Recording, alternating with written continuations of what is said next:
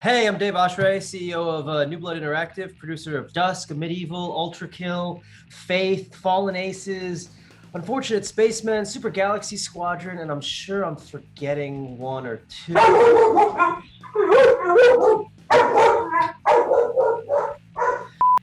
But yeah, we are a game studio run by friends. We work like maniacs. We kind of just do whatever the hell we want, and we're pretty good at it. So thanks for having me. No problem, man. So like you produce your own game, or do you produce all your own games in-house, or do you have more of like a Devolver Digital where you discover games and help them come to light? We do everything in house. At one point we were more of like a mini Devolver publishing outsiders games, but as we brought these developers in and they stuck around, we've kind of built up this team, and now we're kind of just a one-stop shop. We develop, publish, PR, marketing, QA, all our own games. So I consider us a full-on game studio now. Now, do you is this your full-time job, or do you have another job on top of this one, like managing a bunch of other stuff? Yeah, so I live down here in beautiful Dunedin, New Zealand, where I am the senior director at Rocketworks, who you might know as the studio founded by DayZ creator Dean Hall. So I work on their indie projects down here at the Dunedin studio, like Stationeers and some unannounced stuff. So that's my day job. And, virtually I run New Blood from my house. We almost had a New Blood office once. And then COVID happened, and then we just realized we don't really need an office. We work fine with like Discord. Yeah, I feel that that's such an unnecessary amount of money to spend on an office if you can all work remote. I mean, I know there are just some people, I've talked with other developers too, like some people they need an office. They need an office. They either have like a big family or they get distracted easier, they need that environment. But I'd say save that money and roll it into game design, roll it into the game budget instead of just spending it on a building. Yeah, for sure. I mean, unlike a lot of game studios, we all like each other. I see your cat there. Yeah. So we just wanted to get an office to, have a place to hang out, work, play games, ship our merchandise out of, because we sell a lot of merch, body pillows. But it wasn't. Pillows, It wasn't to be. The waifu body pillow market's huge. It's untapped market still. It is. It's crazy. It's a thing. Degenerates. So like you have so many cool games, and a lot of the games, one of the first games I saw with you personally was at PAX many years ago. You were showing off Dusk for the first time, and that game, that was never heard of it. Yeah, never heard of it. What are some of the inspirations when you make these games? Like obviously there's a lot of Quake influence and Doom influence. Yeah, I mean, obviously our games are heavily inspired by the games we grew up playing. And, nowadays we've been lucky enough to not only, know the creators of some of those games. We talk to guys like John Romero all the time, and but, do justice to these genres and these games and kind of bring back this style of gaming that was such a big deal in the 90s, but add something new to it, bring it, give it a wider audience, make it more accessible to people who never played these games in the 90s, or people who are just picking these games up again after 20 years, who forgot that, shooters and other games like that could be this way. So obviously, Quake, Doom, Hexen, Heretic, you name it, with Gloomwood, obviously there's a lot of Thief and System Shock. Just all these, we didn't really know what we wanted to be, but it's kind of in the name, right? It was Hugo Martin not too long ago from id Software who said New Blood to me, kind of feels like what it is. You're kind of pumping new blood into these old genres and creating a new genre of gaming with these like retro remakes, this thing that we do. Everything we do is kind of a spiritual successor to something we really liked as kids. And we've been fortunate enough to be really successful doing it and have a lot of fun doing it. So we're gonna keep doing it. Is it hard? I mean, some of your games are in early access, and a lot of your games just say soon as release date on Steam. Like, you're juggling all these projects at once. Is that difficult to manage all that stuff? For me, yeah, because I have incredible ADD. But we try to get stuff done week to week. And we've got a really good early access track record, obviously, with Dusk and then a Medieval, now with Ultra Kill. Each game, sells better than the last. Each game reviews higher than the last. They're all got crazy high review scores. And we've got a great community that helps us out. So yeah, it does. Honestly, we always say we want to work on less games. Our goal at New Blood is to like all work on one game instead of working on 6 games all the time.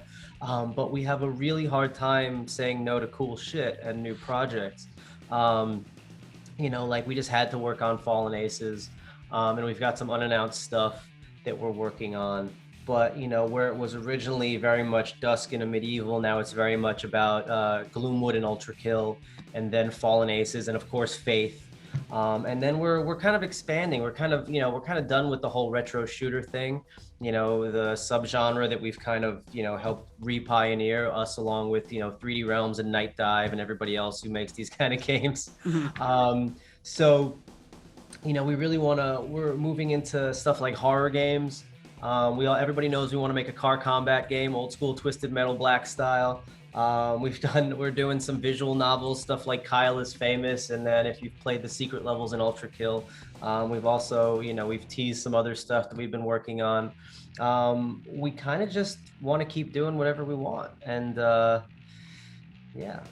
It's almost like since your team is so small, you kind of have the freedom to do that. I mean, you're not like stuck in like a big AAA productions have huge teams, and there's a lot of there's a bureaucracy really when you get to that level of game development where it's millions of dollars over a period of months, and you have to make sure everyone's on the right place and you're going to get a return on your game. It sounds like you have a lot of room for experimentation.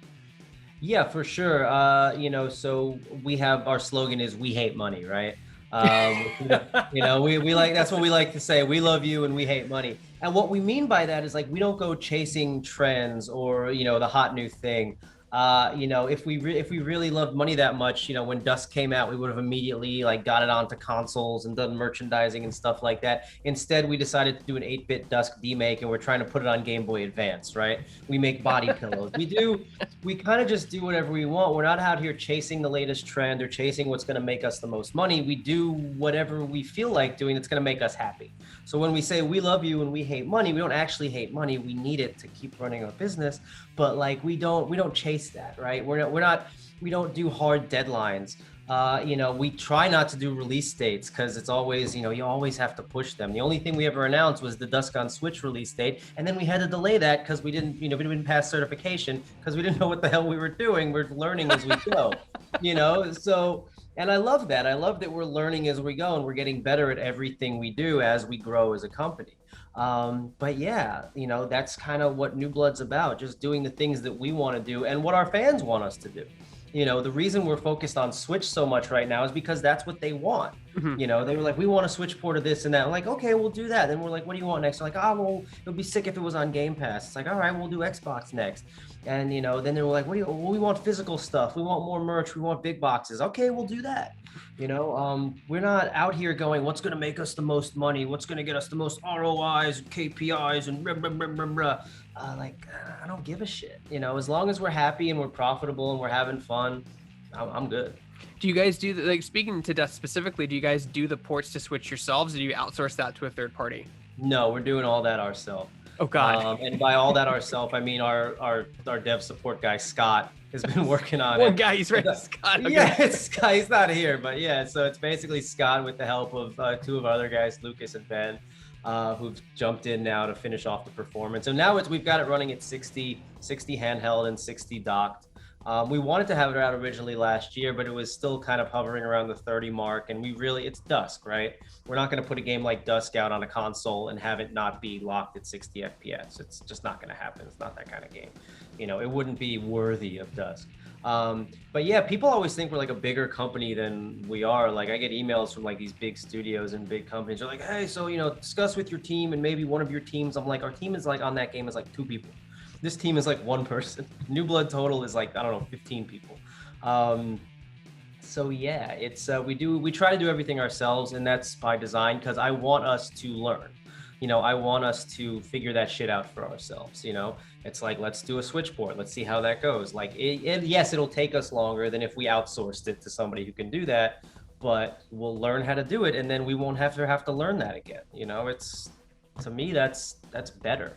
You know, if we, like I said, if we were chasing money, we would have just outsourced it as soon as Dust came out. But we'd rather learn how to do these things ourselves and have fun and, fail and succeed. I feel like I would love to be in that room or Discord meeting when you're talking about putting it on Switch. Scott was probably like, "What, they put Dune 2016 on the Switch? How hard could it be?" And then that's more its own shit. We've said how hard could it be so many times, man. When we just released a medieval with ray tracing with NVIDIA. And that was just the thing. Andrew Holschelt, the composer that works with us, he did the music for Dusk and Medieval. Now, also, of course, he works on Doom Eternal. He's a big shot now.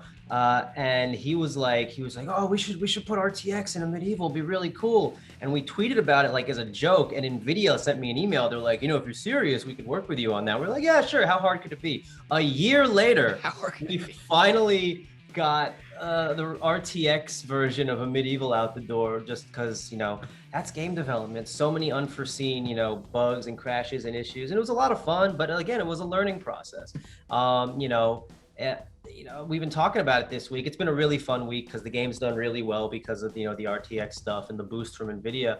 But we're like, man, that took a long time, and it took time away from our other projects. But if we could go back in time and do it again, yeah, we'd do it again. For being such a small team, can you walk us through kind of like, because you have so many games in early access, or you're still working on them and stuff, of course, unannounced. Like, do you have like a kind of like a set time you work on each game every day? Do you rotate? I mean, like 4 hours on this game today, 4 hours on the next game the next day, like just kind of make shit up as we go along. For me as producer, man, I give everybody tasks, week to week. And the things we should be working on month to month, and I check in with them, kind of like you would do a walk around in a real game studio. Mm-hmm. And we have weekly meetings, and we have Discord channels for, we have an internal Discord, and we do a lot of screen sharing. Discord screen share has been a blessing for game development. We're all play through the games and do critique sessions with the guys, and talk about things we'd like to change or things they did really well. And we just kind of do that day to day, week to week, and I try to set pretty lax goals for the guys. We don't crunch, we don't stress. Like right now, we're obviously working towards getting a bunch of stuff done for E3 or E5, as it were. And the guys are working on stuff. Events have always been a really good milestone marker, whether it's a PAX or a Steam Next Fest or stuff like that. It's like, hey, let's get this done for that, or let's get this done for that. And usually they're pretty good goals, and they lead towards good releases. Plus, our community kind of tells us what we want. And with early access, which I was super against back in like 2016, 2017, early access demos, this is terrible. Nobody needs that. And now we're all like, yes, early access demos for all of our games. Times have changed. But yeah, in terms of how do we manage our time, poorly. Because you said this is like, it's like you have 2 full-time jobs essentially, basically. Yes. Yeah, I mean, listen, I'm very fortunate to have been able to move to New Zealand and work here, at RocketWorks. But New Blood is my company, and it is my life. So everything, all the money I make working for RocketWorks just goes right into your company. Yeah. When they hired me, that was the plan. I'm like, listen, I'm going to come work for you, and all the money I make for you and everything I do, I'm just going to put into my indie company, because that's the dream right there. Which, speaking of, obviously Switch came into the ecosystem and has been tremendous for studios like yourself, but also like Game Pass is now making waves. You mentioned them at the beginning of the interview. Are you working with them now? Is there stuff you can talk about with Microsoft? Yeah, so, Dusk and Medieval have been approved for Xbox. Obviously, that was a no-brainer, and we're working on the ports. And I have been talking to people at Xbox about Game Pass. Because I think it's, Game Pass is awesome. I've got a Series S, and I love that thing. It's awesome. I didn't think I would like it as much as I would. I mean, it's so fast, and it's, it seems more powerful than my PS4 Pro, and I've actually been using it a lot. And I haven't paid for any games because I've got Game Pass. Right. Like, it's crazy. Like, I bought this $200 for the Series S, and that's it. And I just got tons of games, except I bought Yakuza 7 Like a Dragon, which was Game of the Year last year. I paid full price for that, and I will pay full price for the next one starring Ichiban, because honestly, that game was amazing, and I love what they're doing with the series. I love that it's a JRPG now. I love it. I love it. I love it. But yeah, because of Game Pass, like I don't pay for any games. It's like almost too good of a deal. However, I've been very vocal, worrying about that we are going because of all these subscription services. Games are going where movies and music went a few years ago, where everything's going to be on a streaming platform, everything's going to be on a subscription platform, and artists are just going to have to get by touring and selling merch like bands, you know? Right. Spotify is great. It's great for consumers, but it's really shitty for artists who get paid like a half a penny per stream.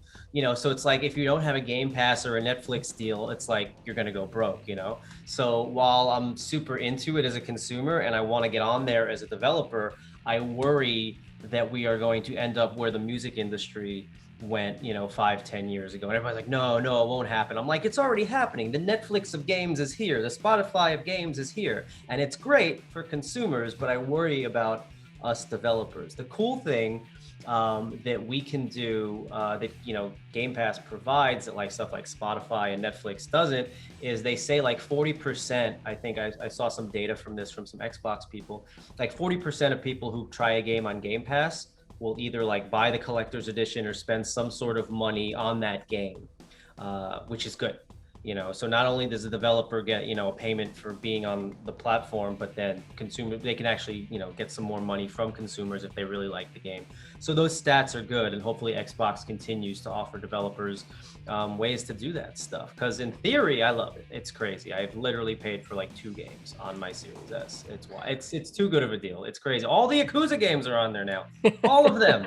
Every one. And those are Sega games on an Xbox.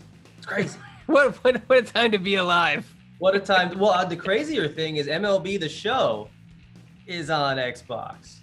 That is a PlayStation developed game. That's a Sony game. It's wild. I love it. I want the ecosystem to all come together. Nintendo, Sony, PlayStation. That's the dream, right? Yeah. Do you think you spoke a little bit about it, but like right now it's still relatively new, and Xbox is being very gracious with their payouts, which I believe it varies from studio to studio. Usually it's a timed thing with them, or a licensing for usually a year or whatever. But like I like to compare it to Netflix, because when Netflix came out, it was the same way. They were like, we'll put your movie or whatever independent film on our show, we'll give you money. Now Netflix is at the point where you pay them to have your stuff on the platform. You're an indie, and I know this because there was the studio I really liked called Dead Gentleman, and they got paid by Netflix to put their film on in 2007 or 2008. And then when they tried to go back 5 years later, they wanted $30,000.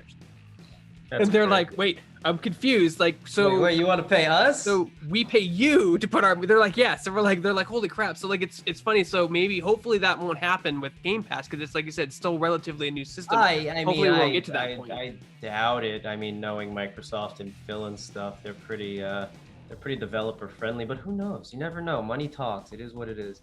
As developers, we just have to constantly pivot and be prepared to like work with whatever comes. And I think New Blood, we're especially we're well equipped for that, to be able to just do whatever, especially with the kind of games we make.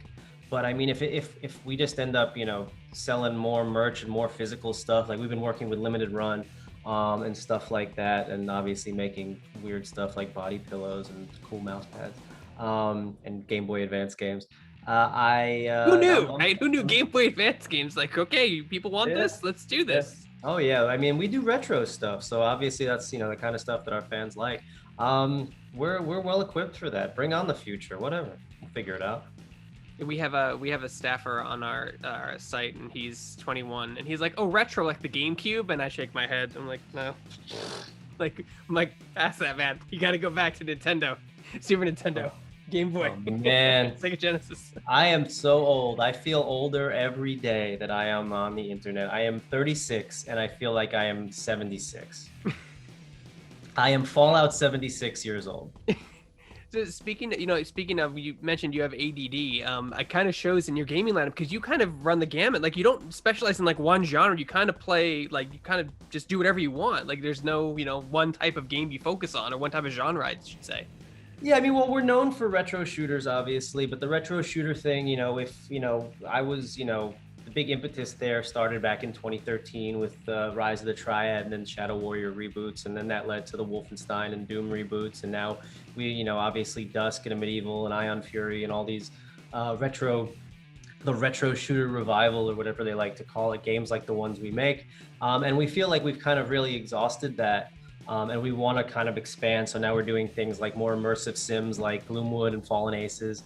And then, all of our developers really got some horror chops. So we want to get more into, horror games like Faith. And then we like doing our writing, some more visual novels and story-based games.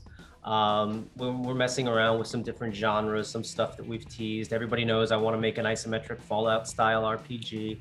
Everybody knows we want to do a car combat Twisted Metal style game. There's a lot of fun stuff we want to do. I mean, we've got a lot of shmup fans. People have been like, are you ever going to make a follow-up to Super Galaxy Squadron? We're like, we're still trying to port the original Super Galaxy Squadron. We're not done with the first one yet. Yeah, I mean, that was 2015. That was the first thing we ever published. That was crazy. Yeah, that's the crazy thing about this industry is, like, I'll use Dusk as an example. Like, you finish Dusk and people are already asking about, what about Dusk 3? Like, when Oh yeah, people ask for Dusk 2 all the time. Like, we're not finished working on Dusk 1. We're still adding content to Dusk. But it's really cool that almost 3 years on, Dusk is selling better than it did when it came out. People are more excited for features than they were when it came out. The fan base is bigger than ever was. We're making fun new merch and physical items that, it's a franchise now, even though there's only one game, but it's really cool. We can, we don't want to milk it, but we want to keep doing, whatever feels right, and that's the same thing with all of our games. Like, we spent all this time doing a Medieval RTX just because it felt like a cool thing to do and it feels right. And to see the response that people have to that, it's worth it.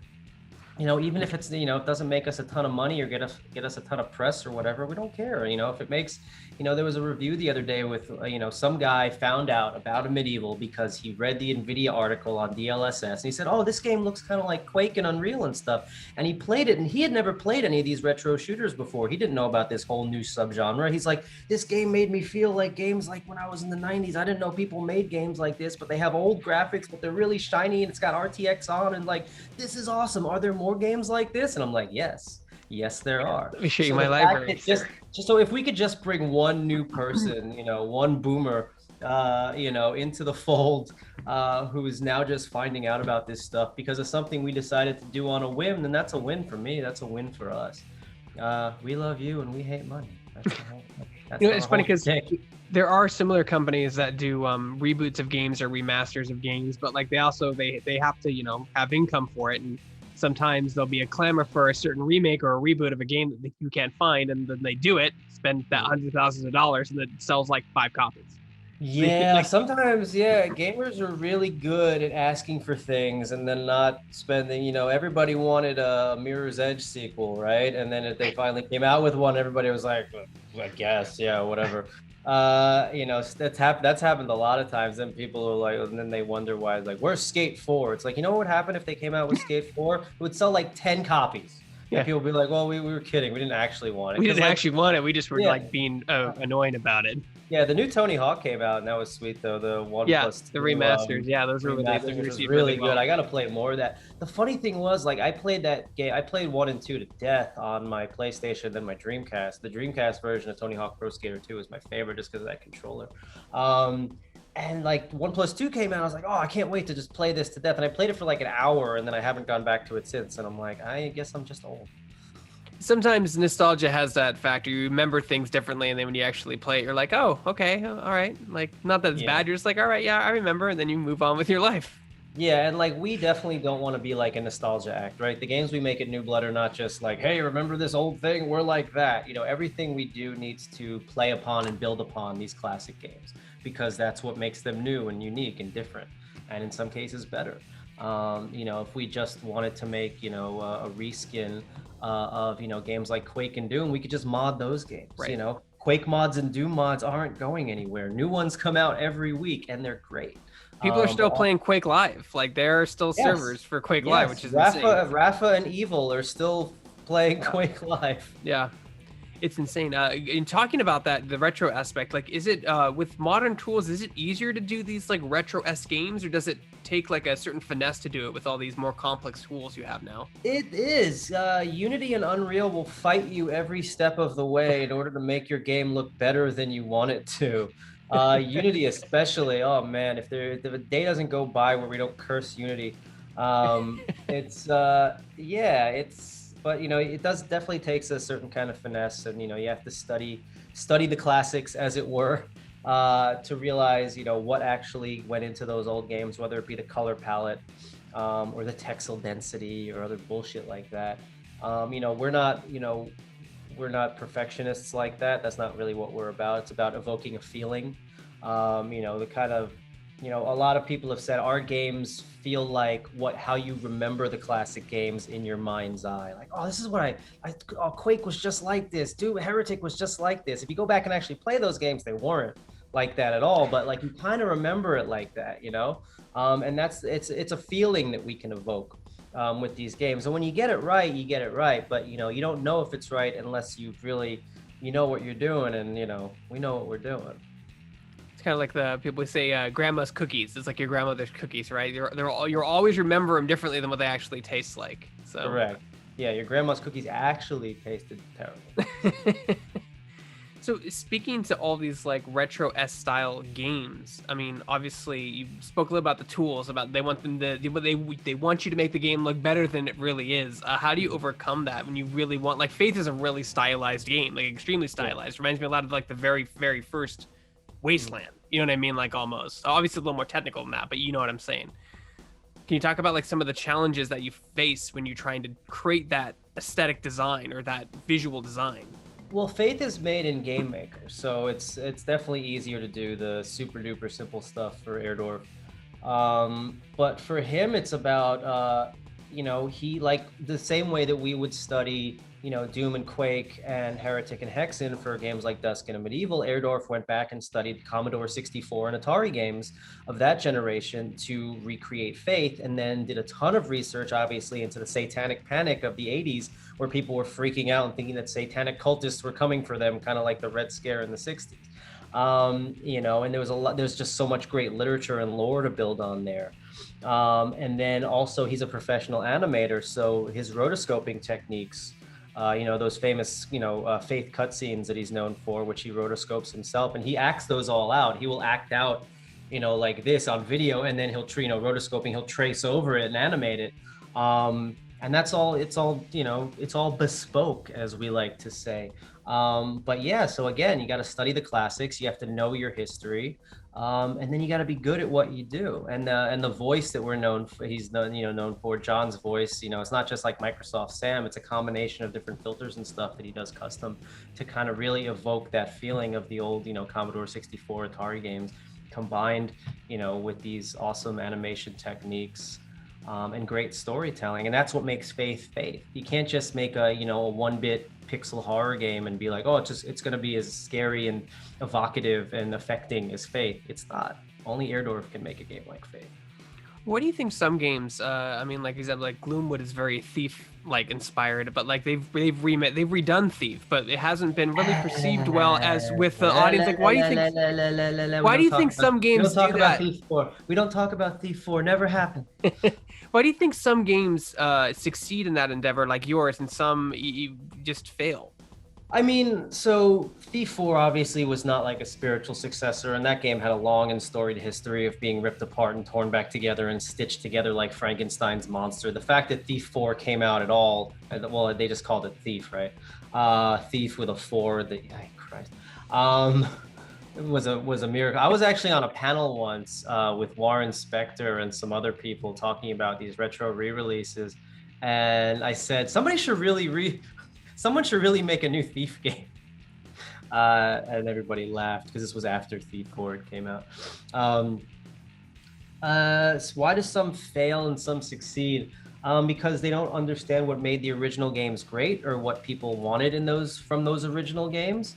I think the ones that do succeed are the ones that both, give you fan service, but then give you something new.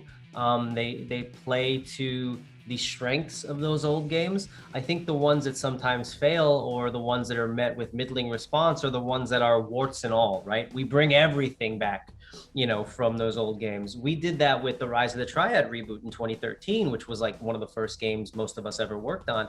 And we decided to bring everything back from the original Rise of the Triad. It was, we decided to make it just as hard and just as janky and just as crazy as the original. And people were like, wow, this is a lot like the original Rise of the Triad, warts and all. So I think if you're going to do stuff like that, it helps to burn off or freeze off the warts. This is a disgusting analogy.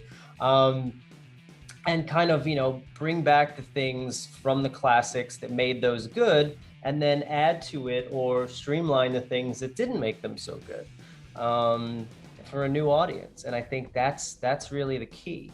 If you think like a retro shooter is just about running around, and holding lots of weapons and shooting really fast, then you miss the point of those classic games. You missed a lot of the design. It's not just about that.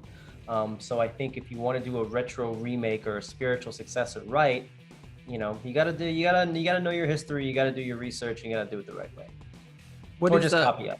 Right, or just copy. Well, it's just the most sincere form of flattery, right? Yeah. Copying Quake or Doom, like that's they set the foundation for those games. I like to say, if we have seen further, it is only because we have stood on the shoulders of cyber demons. Yeah, exactly. That's a good saying. You should put that on a t-shirt and sell it. Look at that. I'm making free merch ideas here at Shacknews. Look at that. Okay, Romero will sue us. No, I think Bethesda would sue you, right? I think. Yeah, Bethesda, they're not litigious at all. What are you talking about? Yeah, they're very nice. I'm sure that you can just call them up and just talk to, their CEO and ask them to kindly just let you do this. Yeah, sure, that you have to go through lawyers at all. So with New Blood, can you talk about, obviously we know some of the projects you're working on. Can you talk about like what's next for your company? What are you working on right now that you can talk about? Maybe a little exclusive, I don't know, maybe? Yeah, ports. Obviously, we want to finish off what we've started with Dusk and a medieval. With a medieval, obviously, now that we've got the RTX stuff out of the way, we can get fully back to working on the prequel expansion, the Black Labyrinth, which we announced last year. For Dusk, it's about the Switch port. And then finalizing the SDK in Steam Workshop, and then working on the Xbox port, and what else? Like some of the stuff we're bringing back to the PC version, like the weapon wheel and the classic HUD and all that stuff we promised. Fallen Aces is getting a demo. It'll be at E3, hopefully. Hopefully this interview ages well, and the Fallen Aces demo is out now. And then Gloomwood, obviously, early access. We're trying to get Gloomwood into early access. We've done so much work behind the scenes on Gloomwood, and we're going to be coming out with, showing you more of how Gloomwood early access is going to work. And Faith, obviously, we want to get Faith, the Unholy Trinity, finished. We're taking all 3 chapters of Faith and stitching it into one game and releasing it on all platforms, PC and Switch and Xbox and PlayStation, all that stuff. And then some unannounced stuff. We're working on some new genres. Like I said, we're trying to do some re-releases. Johnny Szymanski's game, Kyle is Famous. We've redone that with. It's now got Twitch integration, full voice acting from everybody's favorite Gianni. Trying to get Super Galaxy Squadron, updated and ported. Doing more merch, more big box collector's editions, body pillows, all kinds of dumb shit. Dusk 82, the Dusk 8-bit demake that we're trying to put on Game Boy Advance. Trying to start a record company. We've signed some artists. We're trying to start New Blood Records. Because that's another thing that, makes sense for us to do, that most game publishers are like, excuse me, what? Like, I don't want to be a game publisher. I want to be a record company. Why not? There's been companies that have been wanting to be something else and end up being video game companies, but they really wanted to be, a TV company or a film company. Telltale was like that. The CEO really wanted to make movies, and apparently ended up making a video game company instead. I just want them to make Wolf Among Us 2. Just that there's that one thing. Just make this one game, and then when they make it, it'll be like, I was just saying I wanted it. I didn't think you'd actually make it. Speaking to that, like merch stuff, is it interesting trying to translate into that world of physical distribution and production, because obviously you work in a digital space right now. You release your game digitally all over Steam, but when you have a product, it has to be manufactured, it has to be distributed, you have to talk to Target and Kmart and all those places. I know. Well, we don't do that shit. We work through intermediaries for that. I mean, I'm sure I could. But more hands-on. Yeah, when it comes to physical stuff, it's mostly it's collector's stuff. So we work with limited run and stuff like that. As far as being like Best Buy and Target and shit, I don't know if we're ever. That's like for AAA and AA games, right? You have to fight for shelf space. There is what they do. Oh yeah, I remember. For it. Yeah. Yeah. So I don't know if that's us. I like being indie. So yeah, I think if we're gonna keep doing the physical and merch stuff, it'll be like limited run collectors type stuff. We've talked about doing a Kickstarter for like the Dusk Collector's Edition stuff, because there's so much stuff we want to do, from big boxes to vinyls to win a trip to Dusk to hang out with me and David and Andrew in the woods for a weekend, and and go hunting and do drugs. Why not? Somebody will pay for it, right? Sounds like fun to me. That's really cool. Yeah, man. You're so like, where can they go to support your games? Obviously, you're newblood.com, right? Or is it newblood.org? Or did you newblood.games? We have a lot of stupid URLs. So if you go to wehate.money, that'll take you to all our games on Steam. If you go to waste.money, that'll take you to our merch store. Like for Dusk, you can go to notfortnite.com. For Medieval, you can go to axebloodysspray.com. I just came up with that one. For Faith, you can go to GaryLovesYou.com. For Gloomwood, you can go to notbloodborne.com or thiefwithguns.com. I want to do a panel one of these days called, Bloodborne with Dinosaurs, how to market your game in 3 words or less. It would be a really great panel, because a lot of people, like, you have all these dumb jokey URLs, like, why? It's like, well, it's not just because they're funny, it's because you can literally tell somebody exactly what your game is within a URL by the time they get to the page, and they don't have to read any marketing copy or any shit like that. If I tell somebody thiefwithguns.com and they know what the original Thief games were, they're like, all right, I already know what this game is by the time I get to it, and I've already maybe sold you on the game with a freaking web domain. So if I tell you that I've got a Victorian era third-person horror slasher where you hunt prehistoric beasts, you'd be like, that sounds pretty cool. If I tell you Bloodborne with dinosaurs, you go, where do I buy? Yes, I got it. Yeah, that's your marketing background coming out. Yeah, I used to work. It is, yes, I do have that background. I once upon a time I got a marketing degree that I don't remember getting. I think my mom has it somewhere in her house, hung up on a wall.